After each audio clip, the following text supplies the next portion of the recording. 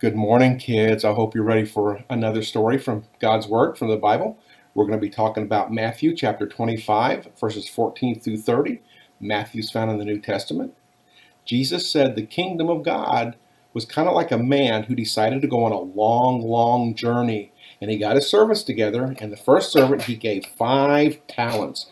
Now, we don't know how much a talent was, but it was a lot of money. So he gave him 5. So 1, 2, 3, 4, 5. And so he gave him 5 talents. And he had a stack, 5 talents, right?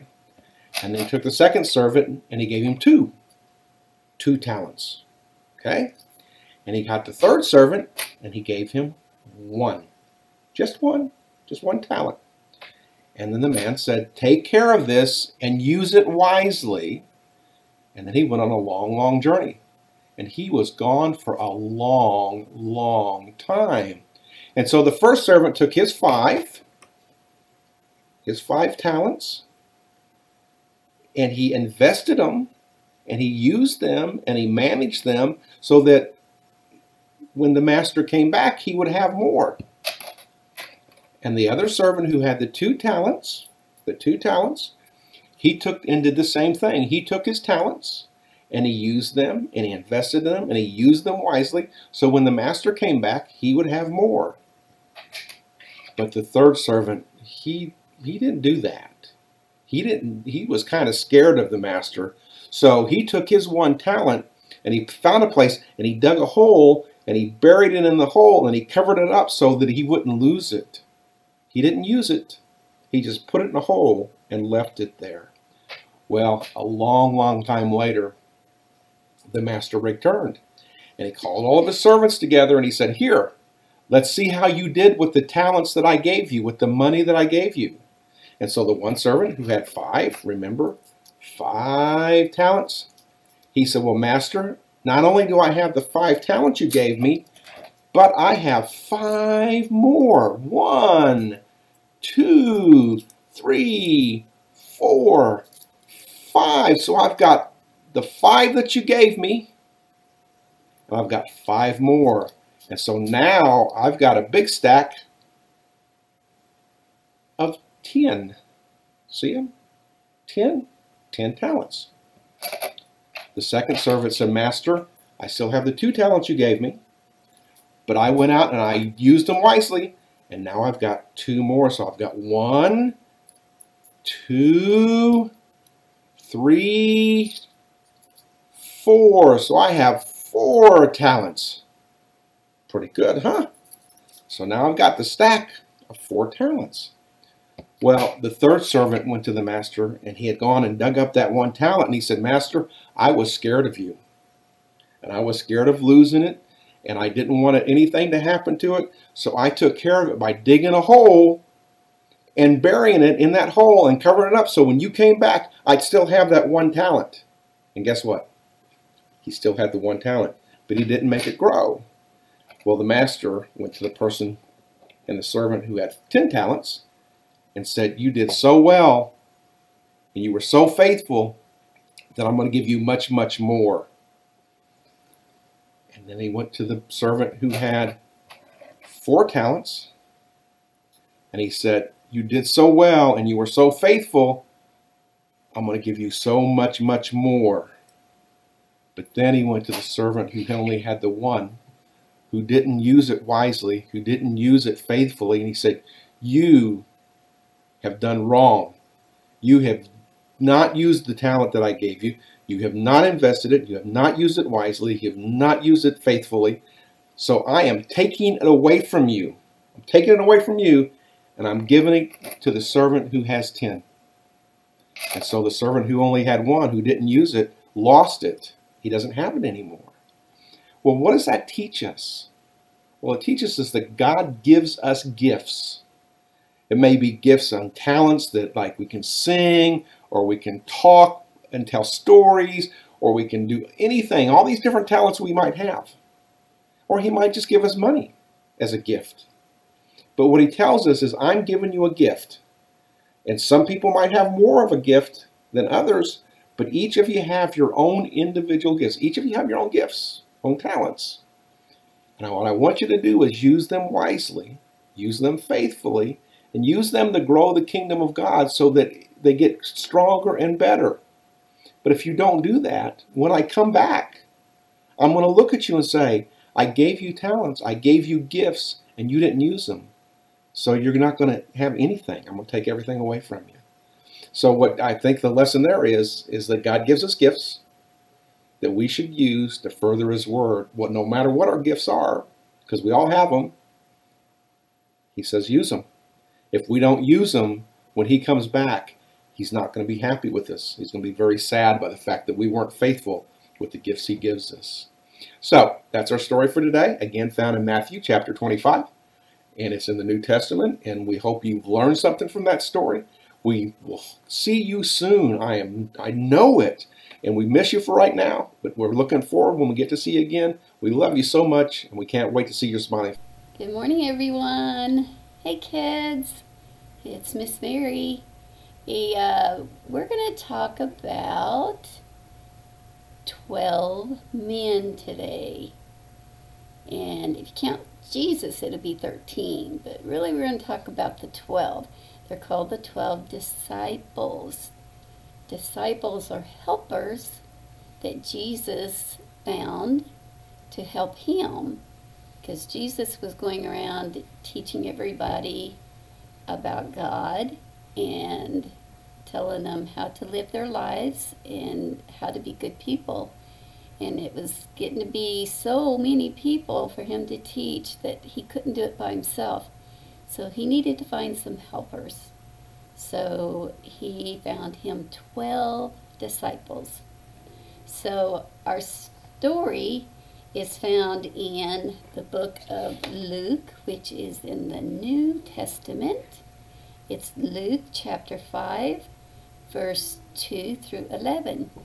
And I'm going to be reading a story out of a book called Jesus and His Disciples. And it was written by Catherine Sully and illustrated by Simona Sanfilippo. And I'm going to read the pages, and then I'm going to show you the pictures. And then at the end of our story, I'm going to sing a song with you. So let's listen to the story and see what happens, okay?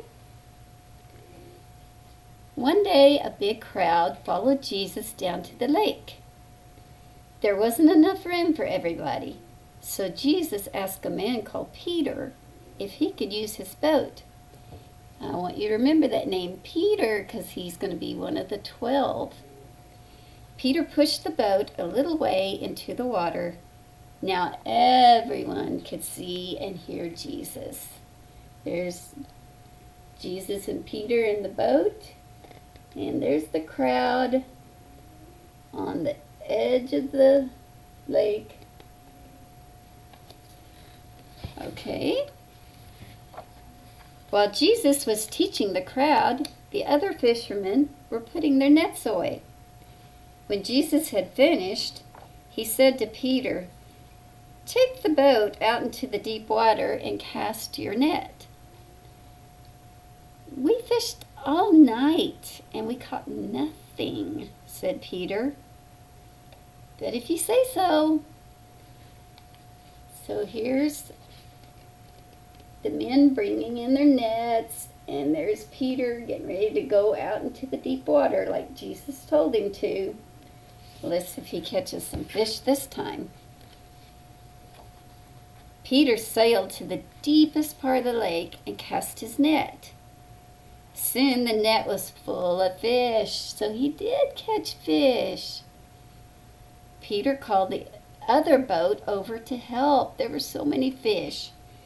And as they hauled the fish in, the boats began to sink. There had to be lots and lots and lots of fish for the boats to start sinking. So here's a picture of all the fish in the boats.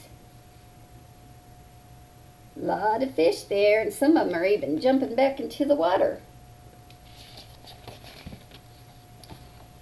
The fishermen couldn't believe how many fish they had caught. Peter knelt down to thank Jesus because he didn't think he deserved it. Peter was thanking Jesus because fishermen caught fish so they could sell them, and that's how they made their money, so they could live. And so Peter was thanking Jesus for that. But Jesus said to them, "Follow me then, and you will be fishers of men." Fishers of men means to go look for people and teach them about God, just like Jesus was doing. And so they were going to help Jesus find people that they could teach. Instead of fishing for fish, they would be fishing for people, or looking for people.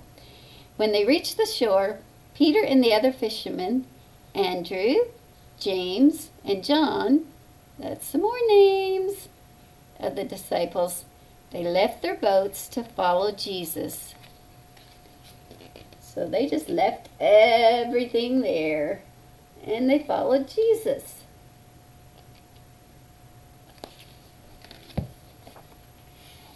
Jesus chose 12 disciples. Remember that number? 12. Their names were Peter, Andrew, who was Peter's brother, Philip, Bartholomew, James, John. John was James's brother. Thomas, Matthew, James the younger. They called him James the younger because there was 2 James. That way they knew which James they were talking about. Thaddeus, Simon, and Judas. "Follow me then, and you will be God's messengers," said Jesus. So he found his 12 disciples, and they were going to start helping Jesus get the message out all about God to all the people. And that's our story today. So I'm going to sing a song with you now, and it's to the tune of "Jesus Loves Me." And it has all the names of the disciples in it. So I know part of it you'll be able to sing with me, but it does have a lot of names. Okay. Jesus called them one by one, Peter, Andrew, James, and John. Next came Philip, Thomas too, Matthew, and Bartholomew. Yes, Jesus called them. Yes, Jesus called them. Yes, Jesus called them, and they all followed him. James, the one they call the less, Simon, also Thaddeus, the 12th apostle Judas made. Jesus was by him betrayed. Yes, Jesus called them. Yes, Jesus called them. Yes, Jesus called them, and they all followed him. Okay, kids, that's our lesson for today, and I'll be seeing you later. I miss you guys, and I love you. See you later. Bye-bye.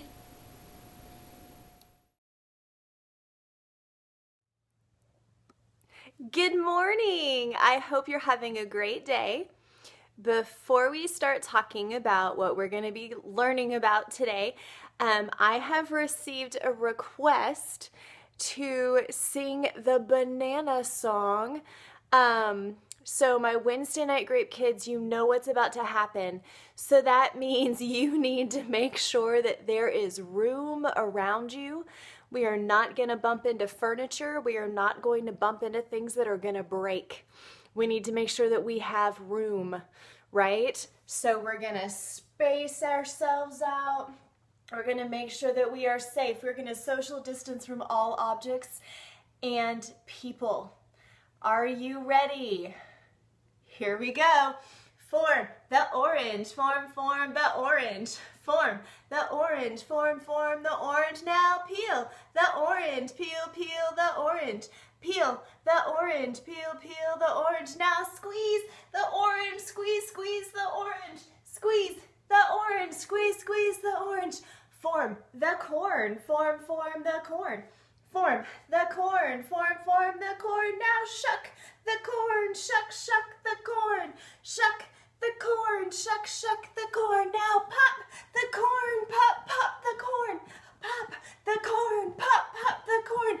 Form potato, form potato. Form potato, form potato. Now peel potato, peel potato. Peel potato, peel potato. Now mash potato, mash potato. Mash potato, mash potato. Form banana, form banana. Form banana, form banana. Now peel banana, peel banana. Peel banana, peel banana. Now go bananas, go bananas. Go bananas, go bananas. We did it. Okay, so all of my kids who've been requesting that, there you go. Congratulations, we did it. We survived. Miss Jamie needs a breather. Man, that took a lot out of me. Okay, so we are going to finish up our study on the fruit of the Spirit today. We're going to look at our final 2 fruits of the Spirit. But before we do that, let's remind ourselves about the Bible. Remember, it is one book that has a certain number of smaller books inside it. How many smaller books are inside the Bible? 66, that's right. And there are 39 of them in which testament? The Old Testament. And 27 in which one? The New Testament, that's right. And this Bible has one message that's in 3 different sentences. Jesus is coming, Jesus is here, Jesus is coming again. So we are in the Jesus is coming again part. And in the book of Galatians, which is where we have been to talk about the fruit of the Spirit, we learn different attitudes that we need to make sure that we are cultivating and growing inside of us so that when Jesus does come again, he will be pleased with the fruits that we have. And remember, the fruits of the Spirit are our actions and our attitudes that we display. So we need to get to Galatians chapter 5, verses 22 and 23. So remember, we open our Bible in half, and then we open it in half again, which should take us about to the Gospels. And then we sing Matthew, Mark, Luke, and John, Acts, and the letter to the Romans, 1st and 2nd Corinthians, Galatians. If you make it to Ephesians, you've gone too far. Okay, so Galatians, big number 5, and we need little numbers 22 and 23. So this is the last time we're going to read this, okay? Well, the last time in this video series. Here we go. But the fruit of the Spirit is love, joy, peace, patience, kindness, goodness, faithfulness, gentleness, and self-control. Against such things there is no law. So we're allowed to be all of these things. So today we're going to talk about gentleness and self-control. And the reason why I decided to bundle these two together in this lesson today is because a lot of times when we need to be gentle, we're in a situation where we need to also exhibit some self-control. Like someone makes us mad. And so instead of lashing out and, you know, in a violent manner or in a hurtful manner with our words, we exhibit self-control. We stop ourselves. We have control over our emotions, and we think that is not how I'm supposed to respond in this situation. And so we have the attitude of Jesus. Remember, lots of bad things happened to Jesus. You know, he was made fun of. People wanted to do bad things to him. People said bad things about him, and ultimately people killed him. And there are lots of things that he could have done. Remember, he was there when the universe was created, and so Jesus is all powerful, and there are so many things that he could have chosen to do to get back at the people who were being mean to him. But instead of doing that, he had an attitude of humility. And a lot of times when people talk about gentleness, they also talk about someone who is meek, and they also mean someone who is humble.